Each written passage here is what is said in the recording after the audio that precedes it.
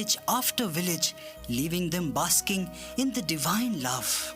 Yes, the organization expanded rapidly as these villagers joined the mainstream, visiting Parthi, rendering Seva at Prasanthi Nilayam, and sanctifying their lives. Today, the organization has over 400 adopted villages known as Grama Seva villages.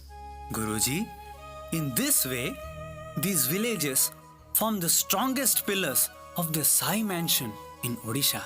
Indeed, let me share with you a profoundly unique gift that Bhagavan bestowed upon the state of Odisha. Please tell us, Guruji. Let this beautiful love story continue. It was the year 2008.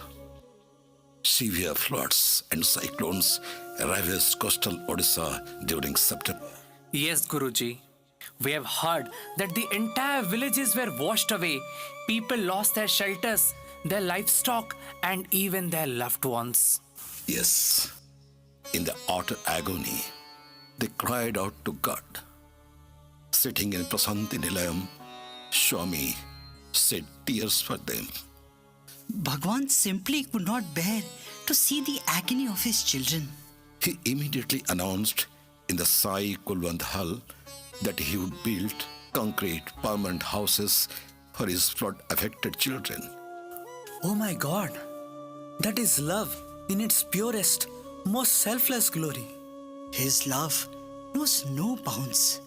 And when it comes to the people of Odisha, he is more tender than 1,000 mothers. Later, these poor villagers traveled to Prasanthi Nilayam to receive the keys to the new homes directly from Bhagavan's hand. Swami joyously distributed utensils, household items, saris, and dhotis, wrapping each gift in his divine blessings.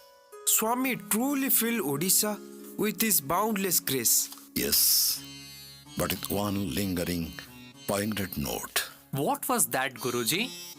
It takes me to the ashram of Rishi Matanga and his highly devoted disciple at Dandakaranya, where Guru once promised her, "Oh my dear Sabri, Lord Ram will come to your doorstep."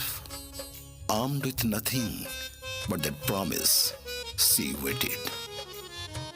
Through scorching summers, torrential rains, and bitter winters, she waited and waited.